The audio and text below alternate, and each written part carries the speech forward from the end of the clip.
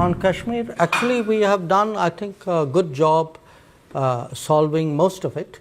I think removing Article 370 was step number one. Holding elections, which were done with a very high turnout, was step number 3. I think the part we are waiting for is the return of the stolen part of Kashmir, which is on the under illegal Pakistani occupation. When that's done, I assure you, Kashmir solved. Take a gentleman here on the aisle.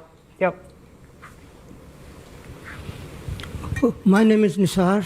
I am an author and a journalist. Let me make you a little nervous, Your Excellency. Thank you very much for your dissertation. Yeah.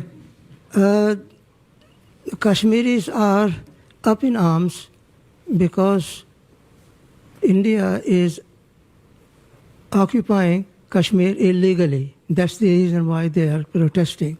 Now, given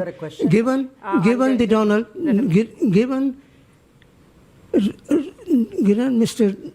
Trump's zeal for striking peace and peace deal, can Narendra Modi use his friendship with Donald Trump to solve out the problem of Kashmir? There are 1 million soldiers stationed in Kashmir to control 7 million Kashmiris. So what are you going to do about the Kashmir problem? Okay, you haven't spoken about. Can we just capture the question there? Thank you. Look, on Kashmir, actually we have done, I think, a good job solving most of it.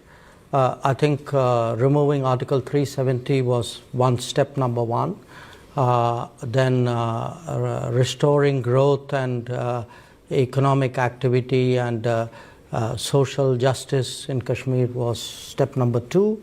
Holding elections, which were done with a very high turnout, was step number 3.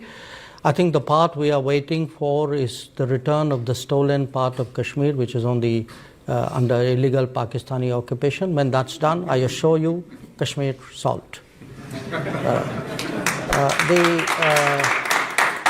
The second question, Global South. You know, look, there are different ways of looking at it, and I give you a perspective. What do countries in Global South largely want? They want more options. They want more experiences to compare, relatable experiences.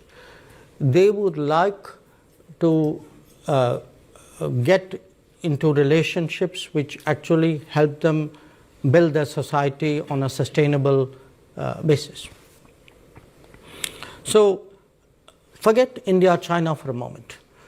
I think what is happening and is that much of the Global South in the previous decades had very limited options.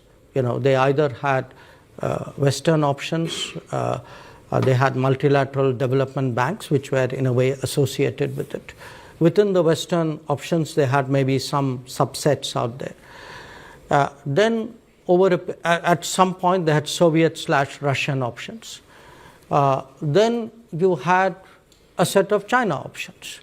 Now today, if there are Indian options, I would argue that actually it's better for the Global South. It's not worse, because they now have many more possibilities to choose from.